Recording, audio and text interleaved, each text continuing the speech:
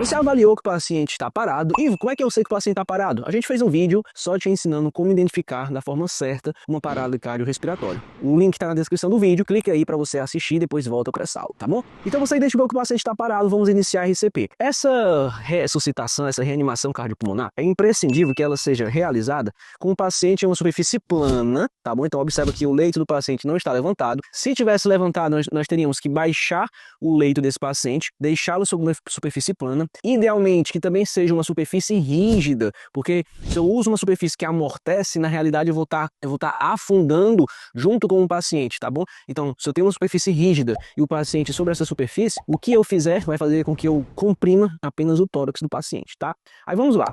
Como é que a gente vai fazer essa reanimação? Lembrando que essas recomendações são para o paciente adulto, porque na criança são outras coisas, a depender da idade dela, se é um bebê, se é uma criança, se é um adolescente, enfim. Mas aí é um tema para você estudar depois, tá bom? Primeiro vamos falar quanto à localização. Qual é a parte do peito, do tórax do paciente que a gente vai localizar? Você vai localizar a metade inferior do externo. O externo é esse osso aqui no meio do tórax, tá bom? Então você vai palpar a metade inferior do externo. Você pode verificar o processo chifoide do paciente, ok? E você vai colocar 2 dedos acima do processo chifoide. Então, com a minha mão esquerda aqui, estou sentindo o processo chifoide do paciente, coloco os 2 dedos e com o meu outro braço eu venho e coloco a minha região hipotenar, essa região aqui.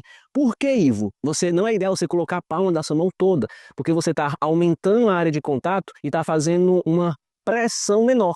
A pressão é uma força sobre uma área. Se você diminui a sua área, você não precisa colocar tanta força para fazer a mesma pressão, tá bom? Mas enfim, apenas coloque essa região hipotenar. E é por isso que vai servir essa outra mão aqui para puxar, para realizar esse movimento aqui, para puxar a mão que está embaixo e realizar as compressões. Ivo, existe um lado certo para fazer? Esse aqui embaixo, esse aqui em cima ou o contrário? Não, tá bom? Aí é uma preferência sua. Você tem que respeitar apenas o princípio, tá? Então, localizei o apêndice tifoide, 2 dedos acima, coloquei a minha mão, os meus braços e puxei. Olha só o que está acontecendo nesse momento. Os meus braços estão retos, ó. E eu coloco aqui a minha região cubital apontando para fora, não é para dentro. Eu foto ela apontando para fora. Para quê? Porque assim, quando eu faço isso, eu retifico o meu braço. Observe que eu vou realizar as compressões com o braço reto e não com o braço dobrado. A gente não faz isso, mas sim isso. O movimento é com o quadril, com o peso do seu tórax sobre o paciente.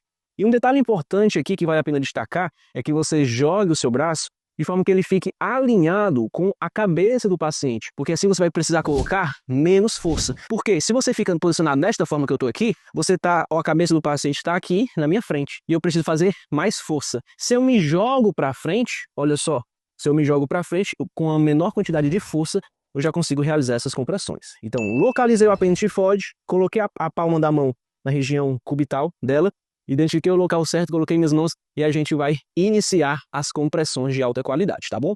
É importante que essas compressões de alta qualidade, no paciente adulto, ela aprofunde ali aproximadamente 5 a 6 centímetros. Então, cada vez que eu for comprimir esse paciente, eu tenho que estar comprimindo a uma profundidade de 5 a 6 centímetros. E um detalhe importante que poucas pessoas cometem é permitir o retorno total do tórax. Eu tenho que deixar esse tórax voltar 100%. Por quê? Quando eu estou comprimindo, eu estou fazendo ali, simulando a contração cardíaca. Quando eu subo, eu estou simulando o relaxamento. E eu tenho que garantir sangue para os órgãos vitais, então cérebro, coração e pulmão. Só que quando eu comprimo, eu levo sangue para o cérebro e levo sangue para o pulmão. Mas quando eu relaxo, eu levo sangue para o coração, tá? Então é importante a gente garantir o retorno total do tórax, ok? Turma, essa compressão tem uma velocidade adequada, que é a velocidade de 100 a 120 compressões por minuto. Existem até algumas músicas que podem te guiar isso, como por exemplo o Baby Shark, tchurururu.